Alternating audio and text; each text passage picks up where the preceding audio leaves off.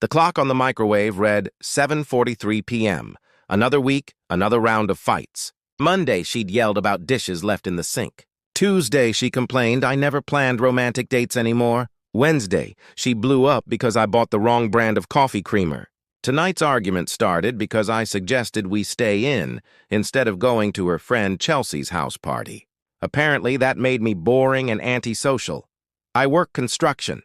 10 hours on my feet, lifting heavy materials, dealing with contractors who test your patience. When I get home, sometimes I just want to sit on the couch and watch the game. That's not asking for the moon, right? You know what your problem is? She said, pacing the small living room of our rented duplex. You've completely given up on being interesting. When we first met, you actually tried. I stayed calm in my favorite chair, the one she always complained about because it didn't match her Pinterest vision. I work 45 hours a week to keep this roof over our heads, I said. Sorry if I'm not performing like a circus act every night. She stopped pacing, hands on hips. You act like everything you do is some huge favor to me. I never said that, I replied. You don't have to say it. It's written all over your face. That line was familiar. This was our routine. She picked a fight, I tried to reason, she twisted my words, and we went to bed angry. Rinse, repeat. But tonight felt different. There was a cold, flat edge to her voice I hadn't heard before. You want to know something? She said, voice getting sharper. I've been thinking about this a lot lately. I muted the TV and looked at her. Thinking about what? Us? Whether this is working? She inhaled like she was about to have a serious, productive conversation. For a heartbeat, I thought maybe, finally, we'd actually talk. Then she dropped the bomb.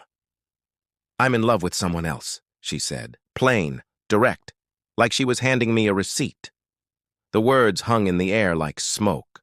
I felt something click, not heartbreak, not rage, clarity. Pure, crystalline clarity. Perfect. That was all I needed to know. Perfect, I said, standing. I walked past her toward the bedroom. Wait, what are you doing? She called. I pulled 2 large garbage bags from under the bathroom sink and headed to her side of the closet. Helping you pack, I said, and started taking down dresses, work shirts, the going-out outfits she loved. I stuffed them into the bags. Her expensive dress from last month that we couldn't afford, her uniforms, her novels, makeup, everything that belonged to her. That's not... I didn't mean... She stammered. You said you were in love with someone else, I said as I closed a zipper. Go be with them. Where am I supposed to go? She cried. You can't just kick me out. That's your problem now, I said. You should have thought about that before you announced it in my living room. By 8:30, the 2 bags were full and by the door. She followed me around the house, alternating between threats and desperate explanations, but I wasn't listening anymore. The woman I'd married wouldn't have said those words. The woman who stood before me, crying crocodile tears, was a stranger. I carried the second bag to the porch just as my buddy Jake pulled into the driveway to return some tools. He took one look at the scene, me with garbage bags and my wife frantic on the porch, and grinned. Well, well. Finally grew a backbone, huh? He called. This isn't what it looks like, she protested. Jake walked up and looked at the bags. Let me guess. She pulled some manipulative stunt and you had enough. She told me she's in love with someone else, I said. Jake's eyebrows went up. Seriously? And she thought telling you that would make you fight for her? Why? Turns out we weren't the only ones watching. Rick from next door walked up smiling. Everything okay? He said. Rick had heard their fights through the thin walls. Everything's fantastic. Just helping my ex-wife move out, I said. Ex-wife? She shrieked. Not yet, I clarified. By the time my sister Monica pulled up with a bottle of wine and my mom's car behind her, word had spread. The neighborhood had watched, and apparently they'd all been waiting for me to do something. Nobody told me to reconcile. Nobody told me to try harder. Everyone seemed relieved. You told him you're in love with another man, Monica said to my wife, incredulous. What part of that did we misunderstand? My wife tried to explain. I was trying to get you to fight for us, she said. I thought if you knew you'd appreciate what you have. Fight for us by telling me you love someone else?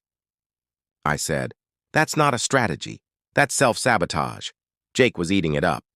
Dude, she spent the whole time at Danny's barbecue complaining about you to everyone. We've all been waiting for you to dump that toxic attitude. Even the neighbors' teenagers chimed in, blunt and merciless. Maybe don't tell everyone you love someone else if you want them to defend you, one kid said. The isolation was immediate. One by one, people left. No one offered a couch. No one had a sympathetic look. Everyone had seen the same pattern I had. Fights, passive aggression, public criticism. And they'd had enough.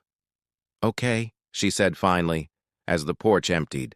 Can we please talk like adults? Talk about what? I asked, sitting on the steps.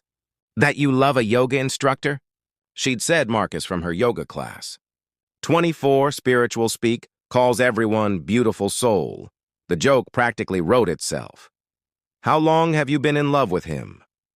I asked. It's not like that, she said. We connect on a deeper level. You lied to him too, didn't you? Told him you were single or separated? I asked. She had no answer. If you're willing to lie to your husband while you woo some guy in the studio, why should anyone trust you now? She begged for counseling. We could work on it, she said. I choose you. Oh, how generous, I said. You choose me after you told me you love someone else. What changed in the last 2 hours? She looked around at the empty street, her bags on the curb, the lights in the houses turning off. I realized I made a mistake, she whispered. Realized you have nowhere to go, I countered. The silence said more than her words ever could. She stormed off, pretending pride, then came back after 10 steps. My car is in the shop, she said. Want me to call an Uber? I did not invite her in. I locked the door and watched as she made call after call to friends and family. All went to voicemail. An Uber arrived. She left. Morning brought the online drama. Chelsea had posted a video of my wife showing up at her apartment at 11 p.m., mascara streaked down her face, asking for a bed. People roasted her on Instagram. Marcus commented that the story was better than cable TV. My phone buzzed all day. Friends, co-workers, family. Supportive messages, offers of pizza and company, and a general sense that I'd done the right thing. A few days later, my wife's sister called me. She's been calling everyone, she said. She slept in her car last night and then Chelsea had to show her the door. The neighborhood didn't back her up. In our working class block, people paid their bills and were no nonsense about drama. When your partner publicly declares love for someone else, you don't get a sympathy rally. You get reality. A week later, she drove up with her mother and brother in tow, pleading her case. Patricia, her mom, insisted family doesn't abandon family. Kevin, her brother, tried to look intimidating. They argued.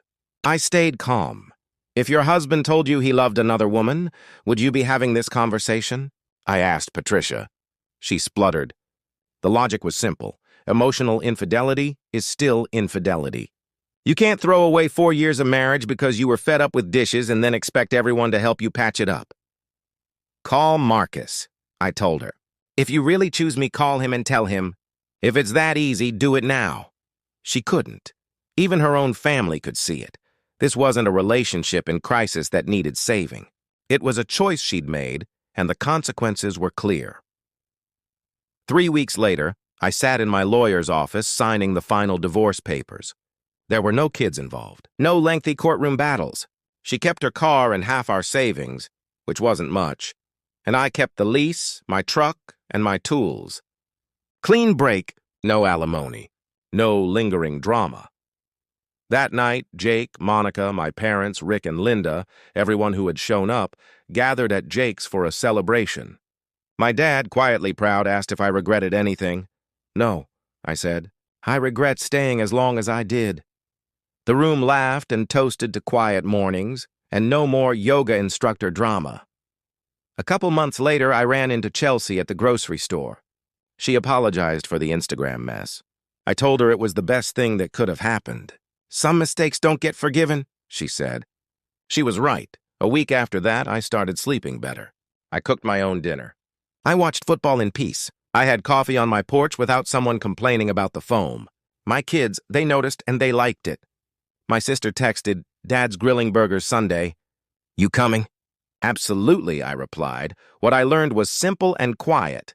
Respect isn't negotiable. Loyalty isn't optional. Marriage isn't a game where you threaten to walk away or name drop someone else to get attention. If someone chooses drama over partnership, sometimes the only healthy response is to walk away and rebuild with people who actually see you. Our story ends here. If you made it this far, consider subscribing. It helps the channel a lot. I've picked 2 more stories I think you'll enjoy. Click one and I'll see you in the next video.